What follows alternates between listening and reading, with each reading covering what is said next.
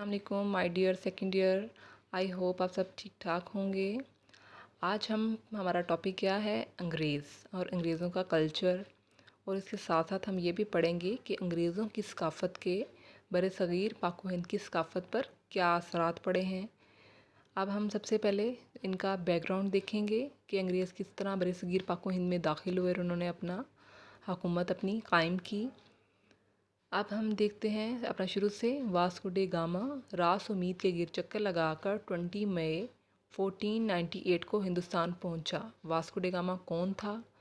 Vasco day gamma एक पुर्तगाली सियाह था जो कि बहरी रास्ते थी। वो पहला वाहिद शख्स था जो कि बहरी रास्ते से वो एक्सप्लोर करता हुआ हिंदुस्तान पहुंचा और इसी वजह से एशिया और यूरोप के दरमियान बहरी रास्ते से तिजारत शुरू हुई।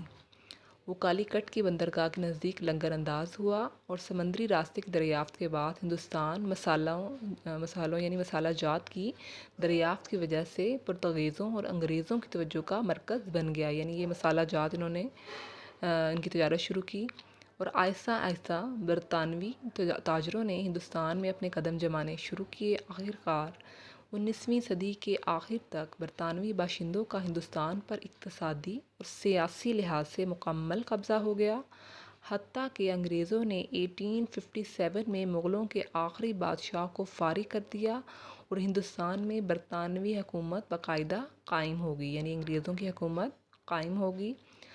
अंग्रेज़ों ने हिंदुस्तान के सियासी, मुआशी, इंतज़ामी, तालीमी, मुआशरती और कानूनी अदारों को बरतानवी अदारों की तर्ज पे तब्दील किया और पूरी हुकूमती मशीनरी के ज़रिए ईसाईयती तबलीग शुरू कर दी जो कि किसी हद तक कामयाब भी रही। अब हम आगे देखते हैं कि अंग्रेज़ों की सकाफ़त के बरसगीर पाक व हिंद की सकाफ़त पर क्या असरात पड़े हैं। यानी हमने उनसे क्या चीज़ें अडॉप्ट की, किस तरह से हमारा कल्चर मुतासिर हुआ। अंग्रेज़ों ने बरसगीर पाक व हिंद पर तकरीबन एक सदी तक हुकूमत की। इस दौर में जो अंग्रेज़ आए उन्होंने अपनी सकाफ़त को मुतारिफ़ करवाया। ये लाजमी बात है कि फ़ातिहा कौम मफ़तूह कौम की सकाफ़त पर अपने असरात छोड़ती है और ये असरात कहाँ तक मुरतब हुए हम देखते हैं, उनका जायज़ा लेते हैं। सबसे पहले ज़ुबान, यानी किस तरह से उनकी ज़ुबान हम पर असरअंदाज हुई। ओबियसली अंग्रेज़ों की जो ज़ुबान थी वो अंग्रेज़ी थी और आप देख रहे हैं कितना असर है हमारे मुल्क में। हालांकि हमारी कौमी ज़ुबान उर्दू है लेकिन अभी तक हमारे पर उनके असरात हैं कि हमारे यहाँ अंग्रेज़ी को भी बोली भी जाती है और हमारी जो है वो ऑफिशियल लैंग्वेज भी अंग्रेज़ी ही है। इन लोगों ने बरसगीर में अपनी ज़ुबान राइज की, दफ्तरी ज़ुबान अंग्रेज़ी कर दी जिससे मुसलमानों के इल्म व अदब जो कि फ़ारसी में था उसे बड़ा धचका लगा। मुसलमानों ने अंग्रेज़ी ज़ुबान को नफ़रत की निगाह से देखा और हिंदुओं से हर मैदान में बहुत पीछे रह गए। इन्हीं हालात के पेश नज़र सर सैयद अहमद ख़ान ने मुसलमानों को अंग्रेज़ी तालीम हासिल करने की तलकीन की जिससे वो असूल व अदब जो हमारा लोक विरसा थे हमारी माशरती ज़िंदगी से निकल गया। आज हमारे माशरे में भी अंग्रेज़ी तौर तरीक़े और ज़रिया तालीम को तरजीह दी जाती है। नेक्स्ट हम देखते हैं क्या असर पड़ा अंग्रेज़ों का हमारे ऊपर। तालीमी अदारे, अंग्रेज़ों ने बरसगीर पाक व हिंद में रस्मी तालीम का निज़ाम कायम किया। यानी मदारिस की जगह स्कूल, कॉलेज और यूनिवर्सिटीज़ कायम की। पहले ऐसे नहीं होते थे, घरों में ये मदरसों में इस तरह तालीम बच्चों को दी जाती थी। उन्होंने प्रॉपर एक निज़ाम शुरू किया, उसके लिए बिल्डिंग्स बनाई स्कूल कॉलेज के लिए, मखसूस तालीमी निसाब मुकर्रर किया, तालीम के हसूल के लिए मखसूस औकातकार मुकर्रर किए, इन अदारों को चलाने के लिए तनख्वाहदार असातिज़ा तैनात किए। गोया अंग्रेज़ों ने बरसगीर में तालीम का मुनज़्ज़म लेकिन गैर फ़नी निज़ाम कायम किया। आज हमारा तालीमी निज़ाम पाकिस्तान में यही राइज है। नंबर 3 लिबास हम देखते हैं। कॉलरदार कमीज़, पतलून, कोट और टाई अंग्रेज़ों ने हमारे यहाँ इंट्रोड्यूस करवाई। इसी लिबास को अंग्रेज़ों ने दफ्तरों में राइज कर दिया और मुलाजमीन जो दफ्तरों में काम करते थे उन्हें मजबूरन ये लिबास पहनना पड़ा। अंग्रेज़ औरतें स्कर्ट्स पहनने लगीं जिससे फहाशी और उरयानी ने ज़ोर पकड़ा और यही रंग मुस्लिम सकाफ़त की रगो पे में सरायत कर गया। आज अंग्रेज़ कल्चर को अपनाने वाले नीम उरियाँ लिबास की नुमाइश करने वाली नुमाइंदा जुमा समझी जाती हैं। शादी ब्याह की अगर आप तकरीबात का जायज़ा लें अपनी, तो वहाँ भी अंग्रेज़ों का कल्चर बड़ा दिखाई देता है आपको। नंबर 4 हम अदलिया का निज़ाम देखते हैं, इन पर अंग्रेज़ों का क्या असर पड़ा। आइए देखते हैं। पंचायत और जिरगा सिस्टम की जगह अंग्रेज़ों ने अदालती निज़ाम कायम किया, जिनमें जजों को तैनात किया। दीवानी, फौजदारी और बुनियादी हकूक़ के हसूल के मुकदमात इन अदालतों के सपुर्द किए गए।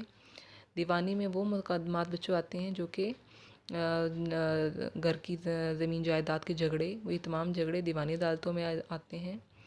अंग्रेज़ों ने इस अदालती निज़ाम को इतना पेचीदा बना दिया कि लोग इंसाफ के तलाश में साल साल अदालतों के चक्कर लगाते रहें और अंग्रेज़ों के ख़िलाफ़ सोच भी ना सकें। आज हमारी अदलिया भी इसी निज़ाम की मुसलसल कड़ी है। आज भी हमारे यहाँ लोग चक्कर लगाते रहते हैं अदालतों के, लेकिन उन्हें इंसाफ नहीं मिलता या बहुत लेट मिलता है। नंबर 5 पॉइंट हम देखते हैं, माशरती निज़ाम। अब हम देखते हैं कि हमारे माशरती निज़ाम पर अंग्रेज़ों ने क्या असरार डाले। अंग्रेज़ों ने माशरे की तंजीम नौ के लिए तमाम के तमाम गैर रस्मी अदारों को रस्मी अदारों में बदल दिया और लोगों की फ़लाह बहबूद के लिए उन्होंने हस्पतालों का क़याम, डाक और मवासलात का निज़ाम कायम किया। और इसके अलावा उन्होंने क्या इंतज़ामात में किया कि उन्होंने दरियाओं पर पुल बांध कर आपाशी के निज़ाम को बेहतर किया और देहाती लोगों से मालिया और टैक्स वसूल करने के लिए नंबरदार मुकर्रर किए, जिससे माली तौर पर खुशहाली आई और यही माशी निज़ाम आज हमारे यहाँ राइज है। अब इस तरह भी पेपर में ये शॉर्ट क्वेश्चन बन सकता है कि अंग्रेज़ों ने कौन से इंतज़ामी इक़दामात किए या उनके इंतज़ामी कामों की कोई से 4 बताएं कौन से इंतज़ामी काम किए। तो आपने ये तमाम बताने हैं कि उन्होंने रस्मी अदारे कायम किए, हस्पताल कायम किए, डाक खाना जात कायम किए, दरियाओं पर पुल बांधे, ठीक है, और नंबरदारी का निज़ाम मुतारिफ़ करवाया। तो ये आपका उसका आंसर बन सकता है शॉर्ट क्वेश्चन का।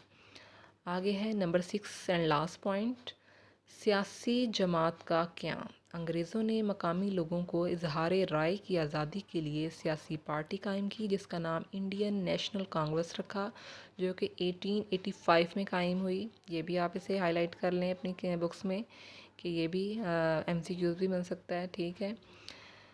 ऑब्जेक्टिव के लिहाज से ये चीज़ें इंपॉर्टेंट हैं जो मैंने हाईलाइट की हुई हैं, ताकि मकामी लोग अपनी सियासी बसीरत से हुक्मरानों को आगाह रखें, जिसमें हिंदुओं और मुसलमानों ने बढ़ चढ़कर हिस्सा लिया। जब मुसलमानों ने ये महसूस किया कि कांग्रेस तो तंग नज़री के बायस सिर्फ हिंदुओं की रहनुमाई करती है, तो मुसलमानों ने 1906 में अपनी अलहदा जमात कायम कर ली, जिसका नाम था मुस्लिम लीग। नीज़ इस झंडे तले जमा होकर इत्तेहादी कोशिशों और उन्होंने कोशिशें की और सियासी स्वाबीद के ज़रिए पाकिस्तान हासिल किया। ओके बच्चों, अल्लाह हाफिज़।